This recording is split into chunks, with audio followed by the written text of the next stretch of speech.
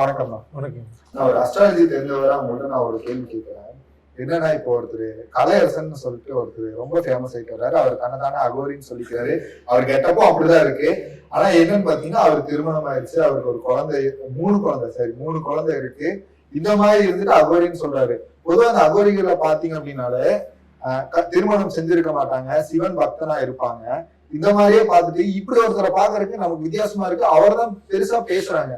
So அகோரினா யாரு? அவரோட உண்மை தன்மை தானே. அவருனா கலையரசனோட உண்மை தன்மைனா அகோரினா யாருன்னு சொல்லி பொதுவா அகோரி, அப்போ சித்தர்கள், பெரிய நாணம் சம்பந்தப்பட்டவங்க, இவங்க எல்லாருமே குடும்ப வாழ்க்கையை விட்டு வெளியில வந்து செய்யக்கூடிய விஷயம் தான். குடும்பத்தோட செய்யக்கூடிய ஆட்கள் கிடையாது. அவங்க வந்து புலவுகளா இருப்பாங்க. புலவு, பாட்டு எழுதுவாங்க, கடவுள் பத்தி இது பண்றவங்க, கோயிலுக்கு சேவை பண்றவங்க, இவங்க வந்து குடும்பத்தோட இருக்கக்கூடியவங்க. இவங்கெல்லாம் முற்றும் தோன்றாதான் இந்த அடையுமே அடைய முடியும். இந்த நீங்க சொல்றீங்க அகோரின்னு போனாலே எல்லாரும் இறக்கணும், எல்லாம் துவக்கணும். இவங்க சொன்ன அந்த இடங்களுக்கு காசிக்கு போய் கூட்டிட்டு போய் எங்க நீ முதல் கத்துக்கிட்ட, உங்க குருநாதர் யாரு கேளு. யாரு காசிக்கு நான் செலவு பண்றேன், நீங்க செலவு பண்றேன், கலையரசனுக்கு நீங்க செலவு பண்ணி காசி கூட்டு நம்ம டீம் கூட்டிட்டு போய் செலவு பண்ணி டிக்கெட்டு போட்டு காசிக்கு நம்ம போவோம். போய் நீ எங்க கத்துக்கிட்ட, உன் குருநாதர் யாரு சும்மா காட்டு, உன் குருநாதர் தான் சொன்னாரா? இது வந்து வேறுனே பூசப்பட்டு எவன் ஒருத்தன் பயங்கரமா மயக்கப்படுறானோ அவன் வந்து உண்மையான அகோரி கிடையாது. பண்ண சொல்லுங்க மிகப்பெரிய தப்பு. அவ எப்படி மாற்றுவான்னு நான் சொல்றேன். அவ ஊருக்கு சொன்னாங்கல்ல, நாம அவருக்கு சொல்லுவோம். ஒண்ணு ஒரு 30-20 வருஷத்துக்கு முன்னாடி எல்லாம் பாத்தீங்கன்னா வாயிலிருந்து லிங்கம் எல்லாம் எடுத்தவங்க எல்லாம் இருக்காங்க. ஆமா, அது ஓகே. நீங்க பிதாமகனோட கண்டென்ட் ஜெயிலுக்குள்ள மேட்ரு பாத்தீங்கன்னா அவர் தான் வச்சிருப்பாங்க. அப்படி ஃபேமஸான ஒரு ஆள் பல பேர் இருக்காங்க. கோடிசாமிகள் ஒருத்தர் இருக்காங்க. அவரெல்லாம் முற்றும் தோந்து புறவைப்படத்துக்கு பக்கத்தால சாதாரணமா ஜீவசமாதி அடைஞ்சவங்க இருக்காங்க. தாத்தா கோயில் இங்க ஒண்ணு இருக்குது. இவங்க எல்லாம் ஹிஸ்டரி எடுத்து பாத்தீங்கன்னா எல்லாம் விட்டுட்டு சிவனே ஃபுல் இதை ஏத்துக்கிட்டு நிகதியா நீ எதுவுமே எனக்கு வேண்டாம், முற்றத்தை எல்லாமே போயிடுச்சு அப்படின்னு சொல்லி இன்னும் காசு செத்து போனவங்க இருக்கான். யார் இருந்து குதிச்சு தற்கொலை பண்ணிக்கிட்டவங்க இருக்கான். சிவன் தான் நம்மளுக்கு எல்லாமே. குடும்பத்துல இருந்து பண்ணானா இவன் பெரிய பெரிய பெரிய ஆபத்து வரப்போது. கூடிய சீக்கிரம் அவன் ஜெயிலுக்கு போவான். இதெல்லாம் சொல்லுவாங்க. எப்படி போவான்னு நான் சொல்றேன். எல்லாரும் போவாங்க சொல்றாங்க. நீங்க எப்படி போவான்னு நான் சொல்றேன். என்னோட அனுபவத்தையும் நான் எனக்கு வந்த ஞானத்தையும், எனக்கு அவர் சொன்ன மாதிரி எனக்கு ஒரு ஆள் சொல்லுவாங்கல்ல, அவர்கள் காலி சொல்றாங்க, அவங்க சொல்றாங்க போது நம்மளுக்கு ஒருத்தர் சொல்லுவாங்க. சிவன் சொன்னாரு, நாம போய் கேட்போம்ல, இல்லப்பா உன் பேர் சொல்லு வந்திருக்கா மீறிதானா அப்படின் போது காலங்காலமா என்ன நடந்தது, நரபலி இட்டு இல்ல, ஆமா இல்லைன்னா வந்து குறைய எடுக்குதுன்னு சொல்லி தோஷத்தை கழிக்குன்னு சொல்லி ஒரு ஆளை கூட்டிட்டு வா, ஒரு குழந்தைய எடுத்துட்டு வா, ஒரு பிண்டத்தை எடுத்துட்டு வா அப்படின்னு சொல்லி அதுல ஏதாவது ஒரு சிக்கல் ஏற்பட்டு கொலை சம்பந்தமான ஒரு கேஸ் ஏற்பட்டு இல்ல அதுல இருந்து விடுவிக்குன்னு சொல்லி இவ உள்ள புகுந்து இவருக்கு வேறுனே பழி சுமக்கப்பட்டு எவனோ செஞ்சதை இவன் செஞ்சதாக சொல்லி இவ உள்ள தந்ததுக்கு வாய்ப்புகள் 99.5 இருக்குது. எவன் ஒருத்தன் அகோரி கடவுள் பேரை சொல்லி பண்ணவும் பூராமே இப்படிதான் மாட்டியிருக்கான். அதுல பாத்தீங்கன்னா 35 பணத்தை தோண்டி எடுத்தாங்க.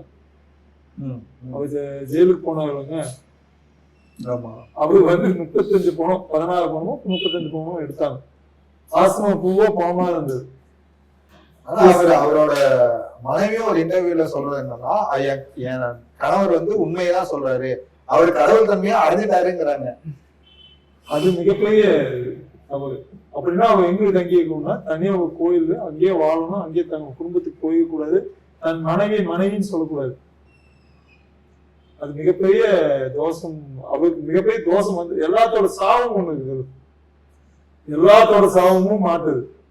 அது மிகப்பெரிய தவறு. இதனால என்ன ஆகுதுன்னா, உண்மையான ஜோசிக்காக உண்மையான பில்லி சூனியத்தை நான் ஆதரிக்க மாட்டேன் எப்பவுமே. பில்லி சூனியம் வந்து ஒவ்வொரு மனிதனுக்கும் கெட்ட நேரம் வரும்போதெல்லாம் எனக்கு யாவும் பண்ணி வச்சுட்டாங்கன்னு இவனே சொல்லுவான் ஃபர்ஸ்ட். எனக்கு யாவும் என்னமோ நடக்குது, அதனாலதான் எனக்கு இப்படி ஆகுது. ராகு தோஷம் பெற்றுதான் ஆட்டோமேட்டிக்கா ஆகும். அதனால தோஷத்தை உடைக்கன்னு சொன்னா நீ தோஷம் உள்ள ஒரு கோயிலுக்கு போய் நின்று கும்பிடணும். நீ ஒரு ஆளை பிடிச்சி நீ ஷார்ட்கட்ல ஆகணும்னு நினைச்சா இப்படி வீண் விரயமும் வீணான ஒரு தேவையில்லாத உயிர் பலி. ஏன் பல பேர் வந்து இந்த புதையல் எடுக்குன்னு பேர்ல போய் மாட்டி எல்லாம் ஜெயில உட்காந்துட்டு ஜெயிலுக்கு களி சாப்பிட்டு இருக்காங்க. சரி, இப்ப நீங்க சொல்றீங்க திருமணம் குடும்பத்தை தாண்டி வந்துதான் ஆன்மீகத்துக்குள்ள இது பண்றாங்க, அகோரிகளா மாறுறாங்கன்னு சொல்றீங்க. சரி, இவர் பண்றது ஏன் ஒரு புது விதமா எடுத்துக்க கூடாது நம்ம? அப்ப இப்ப நீங்க சொல்றீங்களா திருமணம் ஆகாம வீட்டை விட்டு வந்தவங்க தான் அது பண்ண முடியும், அப்படியேதான் உங்க ரூல்ல இருக்குதா? அந்த ரூல்ல இருக்குது.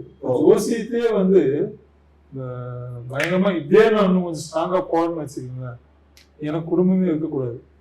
நான் வந்து வாழ்க்கையை வாழணும், ஒரு ஜோசியமா பார்க்கிறேன். இதுவே பயங்கரமான நான் காவி எப்போ காவியும் உத்திராட்ச கொட்டை ஒருத்தன் போடுறானோ, சாதாரணமா போடுறாங்க, அவங்களால கல்யாணமே நடக்காது. உத்திராட்ச கொட்டை போட்டு சுத்திட்டு இருக்காம பாருங்க, 3 வகை இருக்குது. இங்கேயே ஒருத்தன் போடுறான் வைங்க, கழுத்து சங்குக்குழியில் ஒருத்தன் போடுறான் வைங்க, அவனுக்கு கல்யாணமே நடக்காது. நெஞ்சு பகுதிக்கு வரணும். உத்திராட்ச கொட்டம் போடுறது யார் போடணும் யார் போடக்கூடாதுன்னு ஒரு இது ரூல்ஸ் இருக்குது. ஆனா இப்ப திருமணம் ஆனவங்களும் ஒரு உத்திராட்சத்தை போடுறாங்க, மிகப்பெரிய பிரச்சனைகள் அவங்க சந்திப்பாங்க, அவங்களுக்கே தெரியாது. ஏன்னா அப்படி பார்த்தவர்தான் நம்ம கலையரசன், அவரு அகோரி கலை, அவர் வந்து மிகப்பெரிய ஆப்பு, மிகப்பெரிய பிரச்சனைகள் அவங்களுக்கு வரப்போகுது. அவருக்கு அதுக்கப்புறம் கதவு அவரே சொல்வார், நான் இதெல்லாம் கலைச்சிட்டேன், இதெல்லாம் விட்டுட்டேன், நான் மீண்டும் வந்து நான் டான்ஸ் ஆடவே போவேன் அப்படின்னு அவர் வாயாலே பேட்டி கொடுப்பாரு. கண்டிப்பா விஷயம் நடக்கும். நான் இது வரைக்கும் ப்ரிடிக்ட் பண்ணது எல்லாமே ஜெயிச்சிருக்கு, இதுவும் ஜெயிக்கும். ஏதோ ஒரு விஷயம் சொல்லுங்க. இல்ல உங்க பர்சனலா இருக்கிறதுனா வேணாம். பல பேருக்கு ஜோசியம் பார்க்கும்போது ப்ரிடிக்ட் பண்றோம், அந்த மாதிரி நடந்தது. அந்த மாதிரி பயங்கரமான ஒரு வறுமை வரப்போகுது, பயங்கரமான ஒரு நோய் வரப்போகுது, இதெல்லாம் ப்ரிடிக்ட் பண்ணியிருக்கேன். என்ன பார்த்து என்ன வச்சு என் கை ரேகையோ இல்லை என்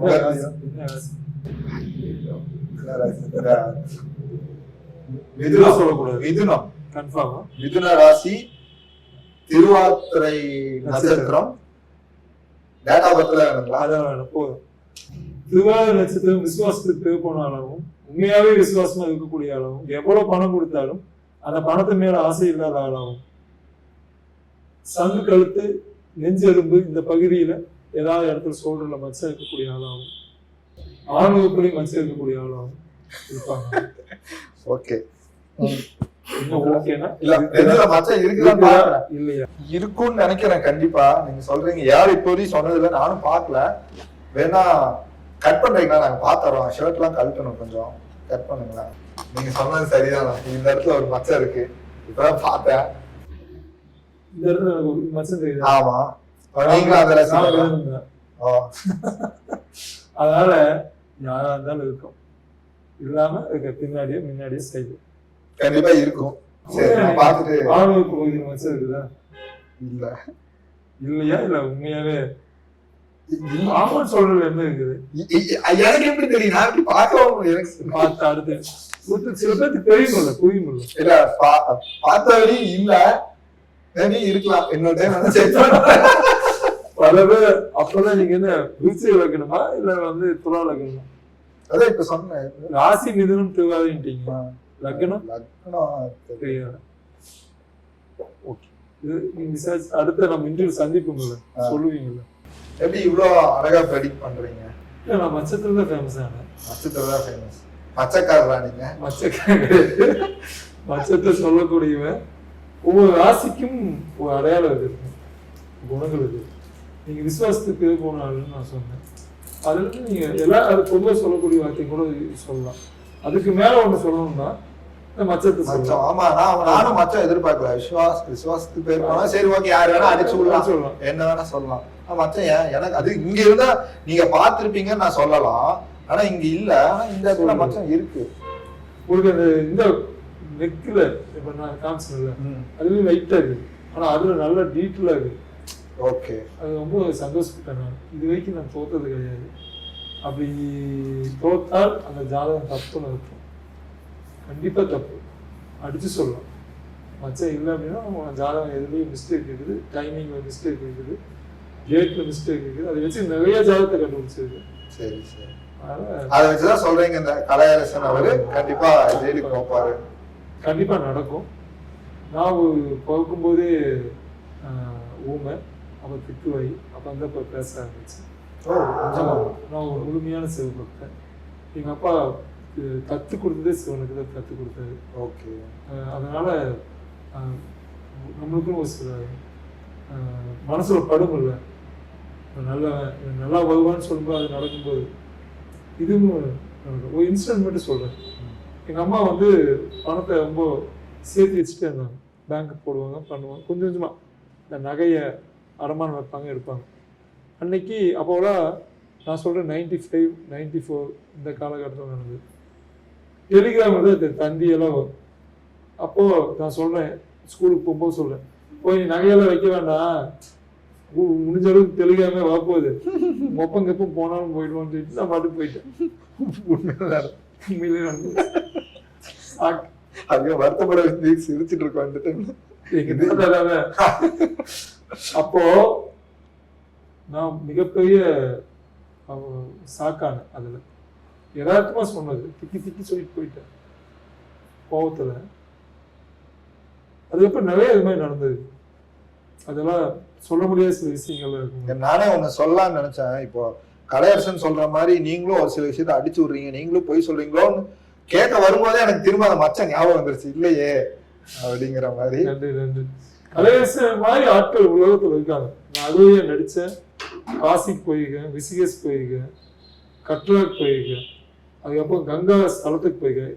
கங்கா ஸ்தலமும் இதுவும் பார்த்தீங்கன்னா நேபாளும் அதுவும் 10 கிலோமீட்டர் இருக்கும்போது கங்கா எங்கே தண்ணி உருவாகுதோ அங்கே போய் நான் குளிச்சிருக்கேன், அங்கே போய் தங்கியிருக்கேன், ஷூட்டிங்காக கூட்டிகிட்டு போயிருக்காங்க.